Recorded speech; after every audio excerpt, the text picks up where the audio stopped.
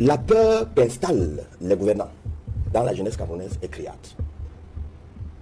La peur qu'installent les gouvernants camerounais dans la jeunesse camerounaise est criante. Deuxième strophe. La jeunesse camerounaise est déterminée. Premier cas de figure. Le MLC a pour figure de proue de la jeunesse camerounaise Bibounissa. Il se trouve où? Vous savez comment vous avez saigné pour installer la peur dans la jeunesse du MRC en embastillant injustement Bibounissa. Libérez-le et vous verrez. Deuxième cas de figure. Monsieur Cabral Libi. C'est une jeunesse montante, déterminée, malgré votre violence. Le prochain thème va nous dire ce que vous êtes en train de faire de la jeunesse déterminée qui le représente. Le troisième cas de figure que je vais évoquer. Dans le RDPC, à 45 ans, on est encore jeune du RDPC. Non, vous pouvez le dire, c'est l'article 35. Bon, je voulais que vous en veniez à cela. Je voulais moins que vous corrigiez. Non, laissez-moi finir. Vous m'avez compris. Non, je vais faire une parenthèse. Mais pourtant, il y a encore des présidents de sections OGR qui sont à plus de 35 ans. À 45 ans, 45. Je n'ai pas cité plus. Bon, j'ai dit que je souhaitais que tu m'écoutes avec le même silence. Je ne veux pas faire des exceptions. Imaginez donc les frustrés. Oui, excusez-moi. Ok, allez-y maintenant. La jeunesse du RDPC est frustrée, est traumatisée par les gérontocrates, c'est-à-dire votre génération, qui embrigade injustement cette jeunesse.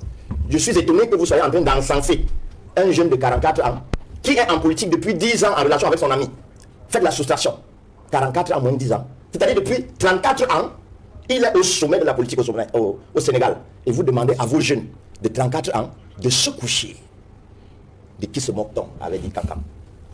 Le quatrième cas de figure que je voulais que vous notiez. La jeunesse camerounaise est hyper déterminée. Écumer tous les plateaux de télévision, c'est les jeunes. Ils ne parlent pas aux anciens. Ils s'adressent à leurs compères jeunes. N'ayez pas peur. Parce que les gouvernants, la peur qu'installent les gouvernants doit être levée. Deuxième chose. Ça, c'est la première strophe. Deuxième strophe, Honorable Motte. Vous avez la logique de dire il faut que les tenants ou bien les présidents de chaque parti politique laissent la place aux jeunes. Dans le RDPC, le vieux, il va laisser la place à qui chez vous? Moi, j'ai jamais dit ça, mais bon. Voilà. Non, mais je veux que vous le disiez, ouvertement. Alors, si vous n'avez pas le courage de le dire, c'est le discours des jeunes qu'on envoie sur les plateaux. C'est-à-dire, ils ne peuvent pas voir la paille qui est dans leurs yeux, mais ils réussissent à nettoyer la poudre qui est dans les yeux des autres.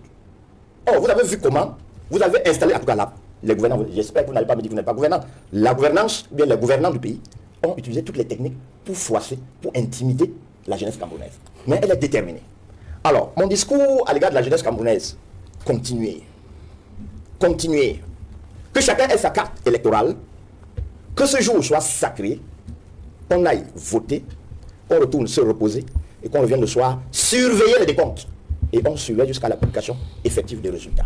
Or, quand je vous écoute, vous me donnez l'impression qu'au Sénégal, c'était un fleuve tranquille. Faux.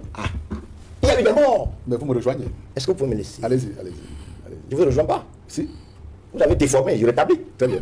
Au Sénégal, il y a eu des morts. Oui. C'est parce que la jeunesse a franchi cette peur. Il faut que les jeunes Camerounais aient le courage de défendre énergiquement, dans le cadre légal, ce qui doit être défendu. Troisième constat, vous dites, il faut que la jeunesse constate qu'il y a un couple qui s'est formé, Sonko, Bassirou. Alors, je n'ai pas suivi un digne représentant du RDPC ou bien du gouvernement dénoncer la dernière lettre du MINAT qui interdit les regroupements des partis politiques. Si vous interdisez les regroupements des partis politiques, vous voulez voir les alliances ou bien le consortium Bachirou Sonko comment? Vous vous battez pour interdire ces alliances. Vous vous battez pour interdire ces fédérations. Et vous prenez le micro pour dire ils ne peuvent pas s'unir. Entendez-vous, vous êtes contradictoire. Mais de toute évidence, ils ne devaient pas être d'accord avec le MINAC, puisque au RDPC également, on organise des alliances. Peut-être qu'ils ne l'ont pas dit, mais de toute évidence... Non, chez eux, c'est légal. Au RDPC, c'est légal. Dans l'opposition, c'est illégal. Il ne dirait rien. Demandez-lui si le G20 est légal. Je vais vous regarder aujourd'hui. Donc, pour là... Moi, les propos de Maître Ngefak me parlent en réalité, surtout dans la mesure de peur. La jeunesse camerounaise, elle est amorphe. Mais un politicien de l'avenir doit comprendre en réalité que si elle ne se concentre pas sur cette jeunesse-là, eh bien, elle est en train de passer à côté. Parce que dans 10 ans, c'est cette jeunesse-là qui aurait la capacité de décider dans ce pays. Et donc, si tu le laisses et tu pars t'adresser aux autres, il est clair que tu n'es pas futuriste. Même si cette jeunesse-là a peur, cette jeunesse a besoin d'un autre discours. Cette jeunesse a besoin qu'on le dise que tout ce qu'elle cherche comme bien-être est de l'autre côté de la peur. Sans peine, eh bien, on n'a droit à rien. Sans difficulté, on n'a absolument droit à rien. Et donc, si cette jeunesse-là, en réalité, espère quelque chose, il faudrait qu'elle prenne le risque de demander. Et sachez que les premiers ennemis que vous aurez, comme le professeur Maurice Kamto l'a dit, ne viendraient jamais du camp adverse. Elles viendraient toujours de ceux qui vous entourent, mais qui ont l'esprit des camps adverses. Ils ne croient pas en vous. Ils ne croient pas en ce que vous faites. Vous devez les exposer. Vous devez les obliger à s'éloigner. Vous devez les obliger à renoncer à ce projet de mesquinerie. Vous devez les obliger à vous voir comme leur cauchemar. Ça se fait en tenant des discours francs, en les observant dans les yeux et en leur disant un certain nombre de choses crues, parce qu'ils en ont besoin. Cette jeunesse-là, qui fait semblant de démissionner, de ne pas être intéressée sur l'affaire politique, mais qu'en réalité, elle en souffre. C'est cette jeunesse-là qu'il faudrait s'intéresser, qu'il faudrait faire son bataille de poing. C'est normal que la RDPC a entièrement réussi à travers l'éducation, à travers les religieux, mais il faut une nouvelle classe de politiciens qui sont capables de refaire l'éducation de nos jeunes frères, de nos jeunes sœurs, de nos cadets. Parce que personne ne peut véritablement bâtir dans la peur. Personne. La peur, c'est une économie qui est créée par les puissants, dans laquelle ils sont les seuls qui tirent profit et le reste souffre. Et il y en a quelques rares qui réussissent à dompter la peur et que naturellement s'élèvent au rang des leaders. Ce n'est jamais comme une lettre à la poste. Ça s'accompagne toujours avec une dose d'essais, d'échecs, mais qui peut finalement aboutir à quelque chose de grandiose.